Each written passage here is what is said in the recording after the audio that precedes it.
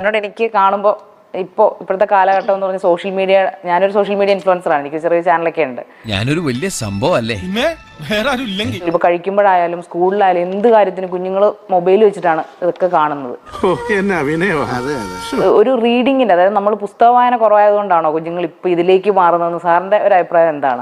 ചോദ്യം എന്ന് പറഞ്ഞാൽ നിങ്ങളുടെയൊക്കെ ബാല്യകാലത്ത് അല്ലെങ്കിൽ എന്റെ ബാല്യകാലത്തും ഒക്കെ പുസ്തക വായനയായിരുന്നു പ്രധാന വിനോദം, അല്ലെങ്കിൽ കുറച്ച് അറിവ് നേടാൻ, അല്ലെങ്കിൽ ലോകത്തെക്കുറിച്ച് അറിയാൻ, കൗതുകങ്ങൾ നേടാനൊക്കെ ഏറ്റവും നല്ല മാർഗ്ഗമായിരുന്നു. ഓഡിയോയും വീഡിയോയും വായനയും പടം കാണലും സിനിമ കാണലും ട്രോളുകളും ഈ മൊബൈൽ ഫോണിൽ ഇതെല്ലാം കിട്ടും. അത് ശരിയാ അല്ലേ? ഒക്കെ ആയിട്ട് ഏറ്റവും ആസ്വാദ്യമായ സാധനം അതല്ലേ. ഏറ്റവും ആസ്വാദ്യമായ ഒരു സാധനം കയ്യിലിരിക്കെ അത്ര ആസ്വാദ്യം അല്ലാത്ത ഒന്നിന്റെ പുറകെ ആരെങ്കിലും പോവോ? ഇന്റർനെറ്റിന്റെ യുഗത്തിലും സോഷ്യൽ മീഡിയയുടെ യുഗത്തിലും മനുഷ്യന്റെ ജീവിത ശൈലിയും ടൈം ടേബിളും എല്ലാം മാറി. തിരിച്ചങ്ങോട്ട് പോക്കൊന്നും നടക്കില്ല. ഇങ്ങോട്ട് പോകുന്നപ്പോ ഞാൻ ഇതിൽ കൂടുതൽ പ്രതീക്ഷിച്ച. നിർബന്ധിച്ചാലും പോവോ? പിന്നെ അല്ലെങ്കിൽ നമ്മൾ ഭീഷണിപ്പെടുത്തി കൊണ്ടുപോകാന്നുള്ളതേ ഉള്ളൂ. അതൊക്കെ എത്ര കാലം? ഇപ്പൊ കാര്യങ്ങളൊക്കെ വ്യക്തമായല്ലോ.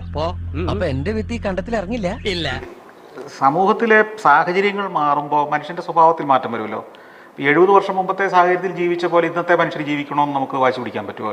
ഇല്ല. കറണ്ടില്ലാത്ത കാലത്ത് ഒരു വീട്ടിലെ ഒരു മനുഷ്യന്റെ ജീവിതത്തിന്റെ ദൈനംദിന ചിട്ടകളല്ല കറണ്ട് വന്നതിന് ശേഷം വീട്ടിൽ. എന്താ ശരിയല്ല മാവാ? പിന്നെന്താ പ്രശ്നം? നമ്മൾ ജീവിച്ച അതേ ശൈലിയിലായിരിക്കണം ഇനി വരാനിരിക്കുന്ന ആളുകളും ജീവിക്കേണ്ടതെന്ന് നമ്മുടെ മാത്രം ഒരു ആഗ്രഹവും വ്യാമോഹമാണ്. നേരത്താണോ എനിക്ക് അങ്ങനെ തോന്നിയത്? ഓ, നിനക്കങ്ങനെ ഏത് നേരത്തും തോന്നും. അതിന് പ്രത്യേകിച്ച് റീസൺ ഒന്നും വേണ്ടല്ലോ. മനസ്സ് പതറരുത്. നിങ്ങൾ എന്തെങ്കിലും നിങ്ങളുടെ മാതാപിതാക്കളുടെ ആഗ്രഹത്തിനനുസരിച്ചാണോ ജീവിച്ചേ? അല്ല പിന്നെ നിങ്ങളുടെ മക്കൾ അങ്ങനെ ജീവിക്കണമെന്ന് പറയാൻ നിങ്ങൾക്ക് എന്താ അവകാശമുള്ളത്? വേലി കിടന്ന സ്നേക്കിനെടുത്ത് കോമൺ കെട്ടിയതുപോലെ ആയല്ലോ സംഗതി. എന്തായാലും കിട്ടേണ്ടത് വെടിപ്പും വൃത്തിയായിട്ട് കിട്ടി. ആ കാര്യത്തിൽ എനിക്ക് എതിരഭിപ്രായമില്ല. തൃപ്തിയായി. അപ്പൊ ഞാൻ വരട്ടെ. ശരി. 2 ദിവസം എന്നെ കാണില്ല, ഞാൻ ഡൽഹിയിലായിരിക്കും. കാണാം.